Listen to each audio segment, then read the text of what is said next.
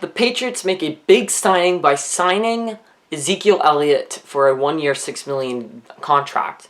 But while they were doing that, the Jets just hours later signed Dalvin Cook to a contract. Here's my question. Is now the AFC East the best division in football?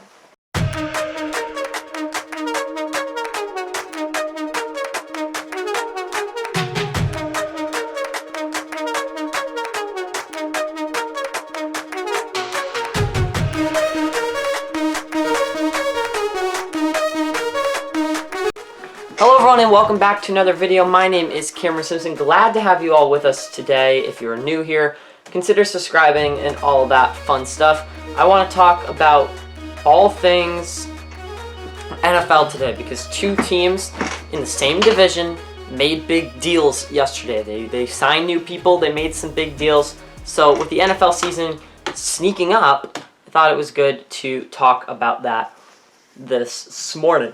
Alright, the two people we're talking about today are Ezekiel Elliott and Dalvin Cook. I want to talk about Elliott because I am a Patriots fan in more depth, and I also want to talk about Cook because now the Jets, the Patriots, longtime rivals. Patriots kick Jets butt all year long, but let's remember what has happened. The Jets signed Aaron Rodgers. They signed a future Hall of Famer to their team. They have made huge signings, and this is just the cherry on the top. The Patriots offseason hasn't looked as similar. They brought in a couple good guys. Maybe you can look at Smith-Schuster. You can look at, some of that. They have great defense. We look at Judon. He's great.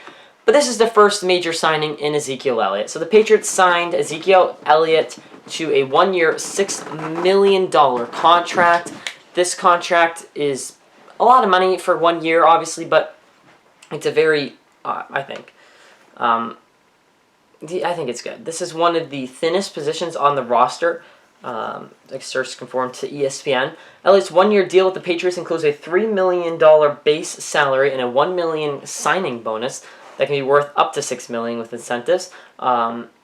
Elliott, who spent the first 7 years of his career in Dallas, projects as a top completion to the number one option, Ramondre Stevenson. So yeah, we're going to get a little competition between running backs, Stevenson versus Elliott. They're both good. And remember, Elliott used to be insanely amazing. He used to be really great, but he was released by the Cowboys on March 15th on a salary cap move.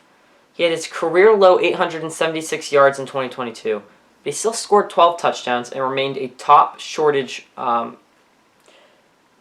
yardage back and pass protector. So his seasons now aren't as great as they were in the past. He used to be insane. He used to be the best running back. I think that's easy. He's not there anymore. He had a career low last year. He had a couple touchdowns. But could that just be because he was on the Cowboys? Could it have been because he was on a team that he just couldn't play for? So all those factors go into it. Maybe he just didn't want to play for the Cowboys anymore. He was sick and tired of the Dak Prescott experience. And there's a lot of big names in Dallas. In the New England nowadays, there's not as many big names. There's really not. I can name all the big names in New England on one hand, and I don't even know if we can fill them up. One of them's their coach, right? So New England doesn't have star players. They don't have big names. It's a huge market, but they don't have big names and star players right now. So I think this gives Ezekiel Elliott a chance to shine a little bit more. He gets to be that number one guy, most likely, unless Ramondre Stevenson picks it up and does what he needs to do. I believe, in my personal opinion, that Ezekiel Elliott, this is a great addition for the Patriots. He's a good running back, and I think new team, new offensive coordinator, new coach, not as many people to compete with, not as many stars that take the spotlight away. Ezekiel Elliott will want to have a chance to shine. And I think that this is a good signing. I think that Elliott can have that chance to shine in New England. I don't think he's ever going to have the season he had, years in the past with the Cowboys. And frankly, because the Patriots don't have a ton of weapons and they don't have the best quarterback in the world, it isn't going to be as easy for Ezekiel Elliott. But I think, I think it's good. I think it's good, and I think he'll do well. He dined with quarterback Mac Jones And he's been keeping an open dialogue with team officials, according to Mike Reese from ESPN. So I think this is good. They did sign James Robinson in March, a New York Jets running back, but they just released him in June. So the Patriots trying to make a big signing, and I'm on board with that. Ezekiel Elliott, to me, can really add a layer to the offense. The Patriots defense is already being talked about as a top 10 defense, a top 15 defense, maybe even a top 5 defense, right? They're being talked about as one of the best defenses in the league, but the offense is being talked about maybe in the 20s, right? Because their offense last season wasn't good. They didn't make the playoffs. They've never finished last in the division, but this year, it's in question because the Jets signed Dalvin Cook. Of course, we talked about it already. If you don't know, Rodgers is with the Jets. They have all these pieces. They have a new whole thing. They have a whole thing that's brand new. But Cook will sign a 1-year contract with a $7 million base value and a $1.6 million in incentives, according to many sources. He will not be able to practice for at least a week because of his surgical repaired shoulder. He underwent surgery in February while still a member of the Minnesota Vikings. So Cook, unlike Ezekiel Elliott, is at the top of his game. Dalvin Cook is playing great. He's really good. He still has a lot to offer. I mean, Elliott, don't get me wrong, maybe has a couple years left, but he's never going to be... He's already hit the peak, in my opinion. I don't think he's going to hit another peak. Dalvin Cook's at his peak. He's playing great football. This is a guy you want on your team. He's really, really, really, really good. Dalvin Cook is really, really good. And this is a huge signing for the Jets. Another weapon for Aaron Rodgers, who, look, I'm not a big Rodgers fan, don't get me wrong, but he's a really good quarterback. He's somebody that can do good things for a team. Don't get me wrong about that. He's good, and he's good enough where this team could be a threat next season. A threat to win the Super Bowl? I don't think so. But a threat to make it to the playoffs? I don't know how we can't be talking about the Jets being a playoff team right now. Look at what they have. It's incredible. Talk about a 360 in the right direction for New York. I've never seen a team turn it around like the New York Jets have done right now. As of right now, they've turned this ship around big time. And so I'm looking at New York to be at least a playoff team. I mean, I think if you have all this, not making the playoffs is a disappointment.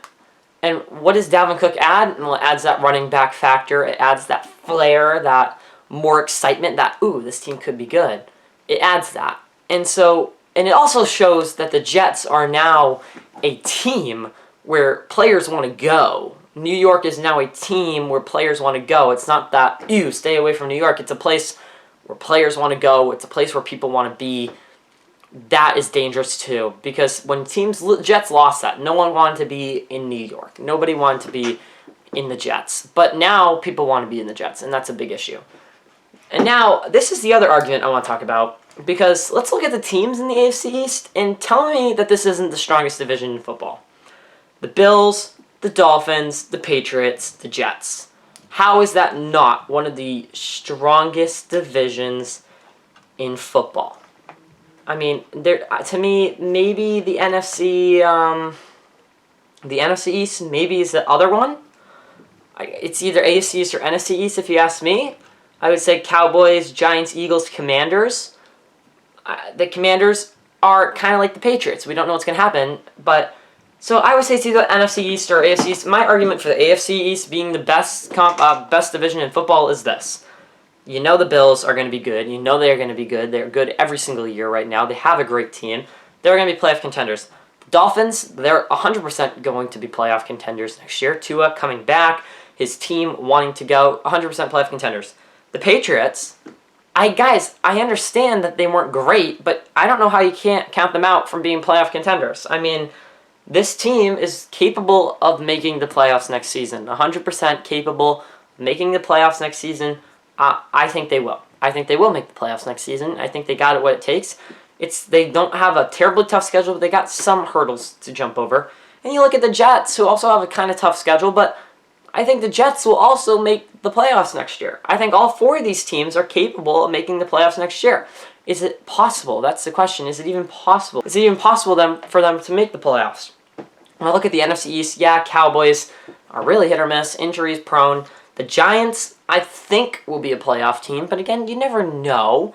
The Eagles, I think, will 100% be a playoff team. And the Commanders, I mean, they could if they have an amazing season, but it's going to be close, so not sure. AFC East to me is the best division in football right now, and tell me if I'm wrong in the comments. Thank you for watching. Are more NFL videos to come very soon. We do NFL week recaps after the NASCAR season. We'll do week 1, and then we wait till like around week 10, and we'll do them every week after that. Until then, though, thanks for watching, and I'll see you on the next one. Peace out.